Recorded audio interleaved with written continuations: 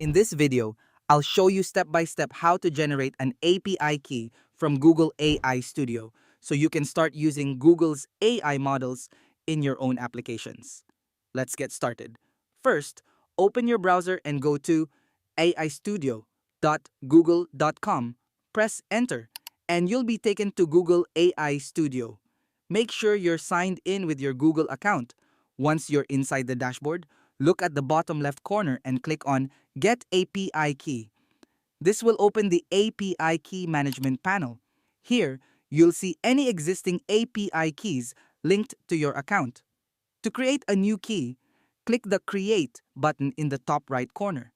Enter a name for your API key.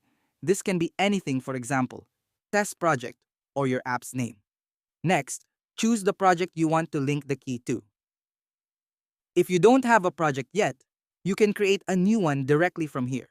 After selecting your project, click Create Key.